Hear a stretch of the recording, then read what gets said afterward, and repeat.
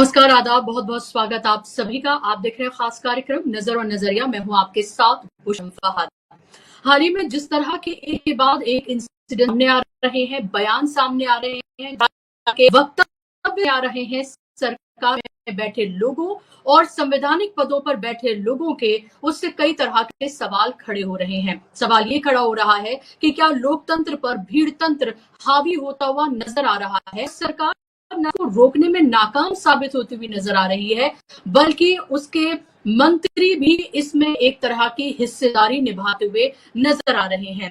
और लगातार किस तरह से सरकार वर्सेस सुप्रीम कोर्ट या सरकार वर्सेस न्यायपालिका होता हुआ नजर आ रहा है, तौर पर आपको दिख रहा है। और ये विवाद थमने का नाम नहीं ले रहा है। सबसे पहले बात मैं यहाँ पर बाबा रामदेव की, जिनको कुछ लोग लाला रामदेव भी कहते हैं, मैं उनकी करना चाहूंगी। बाबा रामदेव एक बार फिर से कोर्ट के सामने गिड़गिड़ाते हुए नजर आ रहे हैं, माफी मांगते हुए नजर आ रहे हैं, कहते हुए नजर आ रहे हैं कि माफ कर दीजिए, अब के बाद ऐसा नहीं होगा। मामला है रूह अफ़ज़ा से जुड़ा हुआ। आपको ये पता है कि रूह अफ़ज़ा को लेकर किस तरह का उनका विवादास्पद बयान ही नहीं, बल्कि एक तरह की हेट स्पीच थी जो उन्होंने रूह अफ़ज़ा। कल आपके कार्यक्रम में मैंने कहा था कि इस हफ्ते भारत को शायद एक नया माफी मीर मिलने वाला है। मुझे नहीं पता था कि 24 घंटे के अंदर मिल जाएगा।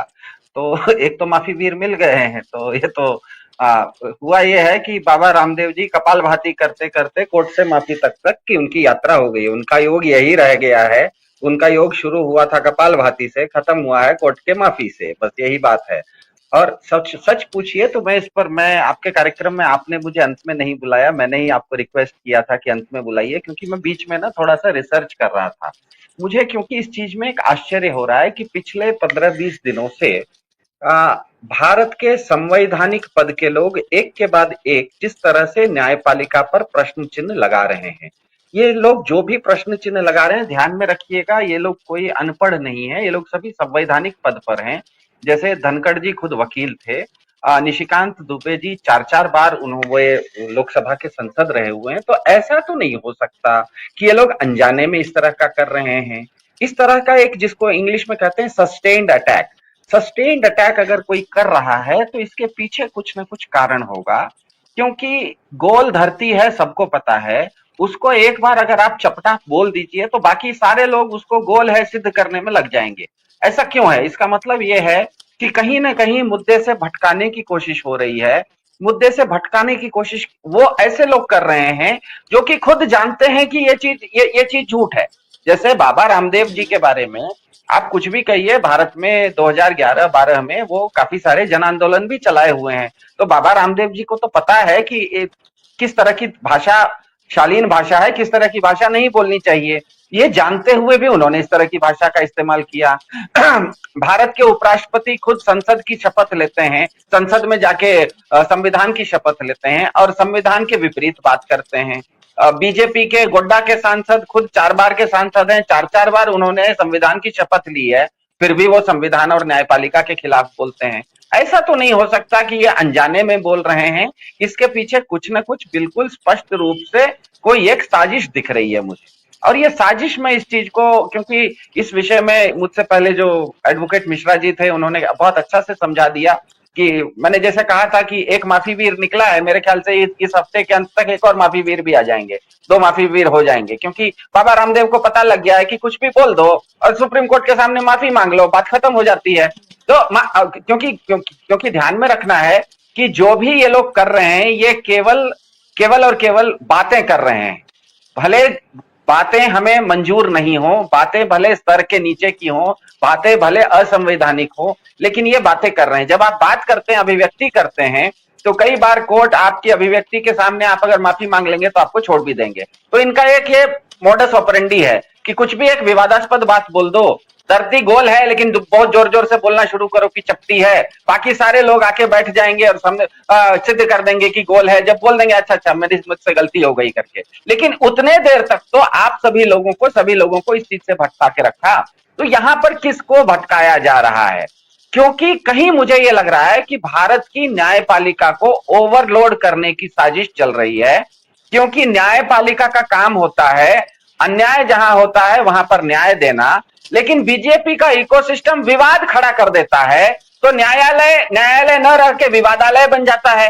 न्यायालय में तो अन्याय जब होता है किसी के साथ, तो न्यायालय तो न्याय देता है। आपने यहां पर अन्याय नहीं किया, आपने एक विवाद खड़ा कर दिया। अब न्यायालय बाकी सब चीजों को छोड़ के इस केस में लगना उसकी मजबूरी है, क्योंकि बहुत महत्वपूर्ण चीज है। अब मैं आपको एक डाटा बताता हूं कि कुल मिला के पिछले साल भारत में 2023 में 58 लाख क्राइम हुए थे, 58 लाख अपराध हुए थे। कहीं पर भी कोई अपराध होता है तो उसके अंत में सजा देने का काम, या किसी सजा को, किसी मुजरिम को छोड़ देने का काम, मतलब वो सजा, मतलब उसने गलती नहीं की है, उसको बाइज्जत बरी करने का काम न्यायालय करता है। इसका मतलब 58,000 केस न्यायालय में लंबित हैं, जिनके ऊपर, लोगों के ऊपर अपराध हुए हैं। या तो अपराधी अभी तक जेल में है, उसको सजा नहीं हो रही है, या तो जिसके ऊपर अपराध हुआ है वो न्याय के इंतजार में है। मैं आपको संख्या बता रहा हूं, ध्यान में रखिएगा, 58 लाख लोगों के ऊपर, ठीक है। सुप्रीम कोर्ट में, मैं इसीलिए रिसर्च कर रहा था, सुप्रीम कोर्ट में आज की तारीख में 83,000 से 11 कम, मतलब करीब करीब 83,000 केसेस पेंडिंग है सुप्रीम कोर्ट में, जिसमें कि 45,000 केसों में सीधे सीधे सरकार ही पार्टी है। क्योंकि जब केस होता है तो एक और मजेदार बात है, भारत में सबसे ज्यादा केस करने वाला जो क्या कहते हैं पार्टी होता है वो सरकार होती है। मतलब 83,000 केस में 45,000 केस में तो सरकारी पार्टी है।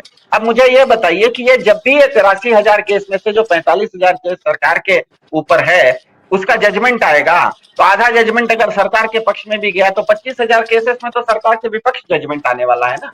25,000 केसेस में कहीं ऐसा तो नहीं है कि सरकार न्यायपालिका को इतना ओवरलोड कर दो, इस तरह की चीजों में उसको उलझा दो, ताकि जो मुख्य बातें हैं, जहां पर अपराध हुआ है, जहां पर अन्याय हुआ है, उन सब चीजों से न्यायालय को ओवरलोड कर दो। क्योंकि भारत में कुल मिला के आज के डेट में 3,64,00,000 केस, छोटे से लेके ऊपर तक न्यायपालिका, पूरी न्यायपालिका में, ट्रायल कोर्ट से लेके, हाई कोर्ट से लेके सुप्रीम कोर्ट तक 3,64,00,000 केस पेंडिंग हैं, आपराधिक मामले।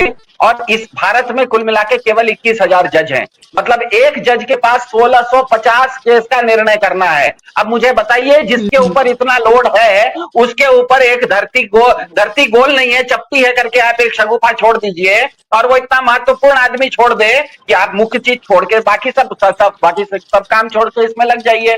ये चीज मुझे इसलिए ध्यान में आई कि एक साल पहले मेरी मामी, मतलब मेरी मामी का मतलब आप समझ गए, मेरे मामा की पत्नी, उनका चेन बस, हाँ, उनका सोने का चेन बस स्टैंड में छिन गया। लेकिन 24 घंटे के अंदर पुलिस ने पकड़ लिया और उनको बुलाया, उनका चेन शिनाख्त हो गया। लेकिन 24 घंटे के अंदर उनका चेन शिनाख्त होने के बावजूद आज 1 साल हो गया है, कोर्ट में वो केस नहीं आया है, उनका चेन कोर्ट में है, उनके हाथ में नहीं आया है। तो कहीं ऐसा तो नहीं है कि न्यायपालिका को इतना ओवरलोड कर दो ताकि जनता का न्यायपालिका के ऊपर से विश्वास हटने लग जाए। हुआ यह है कि पिछले 1 साल से हम देख रहे हैं, सबसे पहले 1 साल पहले इलेक्ट्रल बॉन्ड केस में न्यायपालिका ने एक बहुत कठोर जजमेंट दिया, जिससे कि बीजेपी को काफी जोर से धक्का लगा। उसके बाद इन्होंने ईडी केस में जिन जिन लोगों को जेल में डाल के रखा था, चाहे वो हेमंत सोरेन हो, अरविंद केजरीवाल हो, मनीष सिसोदिया हो, सब लोगों को कोर्ट ने धीरे धीरे छोड़ दिया। उसके बीच में ईवीएम पर भी एक जजमेंट कोर्ट ने दे दिया कि ईवीएम में कहीं ना कहीं कुछ गड़बड़ी हो रही है, आप ईवीएम इस तरह से मत चलाइए जैसे आप चला रहे हैं, हम जैसा कह रहे हैं वैसा चलाइए। उसके बाद अभी हाल फिलहाल में वक्फ का कानून इन्होंने बनाया, कोर्ट ने कह दिया कि वक्फ का कानून रोक दो। अभी हाल फिलहाल में इन्होंने गवर्नर और राष्ट्रपति तक के ऊपर कोर्ट ने कुछ पास कर दिया कि आप किसी चीज के ऊपर बैठ नहीं सकते। इसका मतलब यह है कि इस देश के सामने पिछले 1 साल में न्यायपालिका ये बता रही है कि सरकार बड़ी नहीं है, न्यायपालिका बड़ी है। अब मुझे बताइए कि जो पिछले 10 साल से इस देश में एक नैरेटिव बना हुआ है कि हमारे प्रधान जी तो रात में 8 बजे आके अगर लॉकडाउन घोषित कर देते हैं तो 1 घंटे के बाद पूरा देश रुक जाता है। अगर हमारे प्रधान जी रात में 8 बजे आके नोटबंदी घोषित कर देते हैं तो रात में 12 बजे के बाद से 500 का नोट और 1000 का नोट तो कागज का रद्दी बन जाता है। तो आपने अगर इस तरह का कथानक बनाया है कि इस देश में प्रधान जी जो भी करते हैं वो भगवान का कहा हुआ ब्रह्म वाक्य है, और कोर्ट उसको प्याज की परत की तरह छीलना शुरू करे, पिछले 1 साल से हर मुद्दे में छील दे, तो इसका मतलब तो सरकार का, बीजेपी का जो उसकी क्रेडिबिलिटी है, उसका जो एक नैरेटिव है, उसका जो छवि है कि हम तो सर्वशक्तिमान हैं, वो तो धूमिल हो गई। अब मुझे बताइए, कोर्ट को तो ये चैलेंज नहीं कर सकते, क्योंकि जैसे मुझसे पहले इन्होंने पांडे जी ने कह दिया था कि अगर न्यायपालिका, अगर पार्लियामेंट ही सर्वोच्च है और न्यायपालिका महत्वपूर्ण नहीं है, तो भारत में तो 2014 में हिंदू हृदय सम्राट का अवतार हो गया था। उसके बावजूद 2019 तक ये लोग क्यों इंतजार किए अयोध्या में मंदिर बनाने का? सुप्रीम कोर्ट के जजमेंट का काहे इंतजार किए? आप जब 2014 में सरकार बना लिए थे, पार्लियामेंट सुप्रीम है, तो अगले दिन आप मंदिर बना देते। 2019 में सुप्रीम कोर्ट के जजमेंट के बाद क्यों मंदिर बनाया? इसका मतलब यह है कि बीजेपी इन सब चीजों को जानती है। बीजेपी ये जान रही है कि वो जो बोल रही है वो सही बात नहीं है। दिक्कत यह है कि न्यायपालिका को अब बदनाम कैसे किया जाए। बदनाम इस तरह से करो कि उसके ऊपर इतना लोड डाल दो, इतना लोड डाल दो कि असल में जो इस देश में 3,64,00,000 लोग जो सच में न्याय के इंतजार में बैठे हैं, उनका केस और पीछे पीछे चला जाते रहे और उनको एक दिन वो लगे कि अरे भैया, ये न्यायपालिका में तो न्याय होता नहीं है। मेरी मामी की तरह उनको लगे मेरा चेन तो मिल गया है पुलिस के पास, लेकिन अगर मेरे पास नहीं मिला है, कोर्ट में खड़ा है, इसका मतलब कोर्ट कहीं गड़बड़ है। तो मेरे ख्याल से इस साजिश का पर्दाफाश इस तरह से होगा कोर्ट में। तो जिस तरह से मिश्रा जी ने किया, मेरे ख्याल से अगर इस कोर्ट को इस चीज को संज्ञान लेना चाहिए। मेरे ख्याल से डीबी लाइव के कार्यक्रम को बहुत सारे कानूनविद भी देखते होंगे, जज भी देखते होंगे। मेरा ये मानना है कि ये पूरी की पूरी न्यायपालिका को ओवरलोड करके उसको बदनाम करने की कोशिश है। मेरे ख्याल से आने वाले समय में जिस तरह से इन्होंने बाबा रामदेव जी से आज माफीनामा ले लिया, अगले एक हफ्ते के अंदर एक आध और माफी वीर को पैदा कर दे, नजीर पेश करते हुए अगर न्यायालय कर दे, तो आने वाले समय में धीरे धीरे इस तरह का न्यायालय को ओवरलोड करके बदनाम करने की जो साजिश है, ये आने वाले समय में इस तरह की धूर्तता कम होगी। क्योंकि हमें पता है कि बीजेपी का एक मोडस ऑपरेंडी है, वो समझदार लोगों से ना टक्कर नहीं लेती है। समझदार लोगों को वो कार्टून बना देती है। वो कभी किसी को पप्पू बना देगी, किसी को खुजलीवाल बना देगी, किसी दीदी पर सीटी बजवा देगी, क्योंकि उनके साथ वो अगर टक्कर नहीं ले सकते तो उनको कार्टून बनाने का उसका एक मोडस ऑपरेंडी है। क्योंकि उनके साथ बातचीत करेगी तो टक्कर नहीं ले पाएगी। तो मेरे ख्याल से उसी सिक्के से उनको जवाब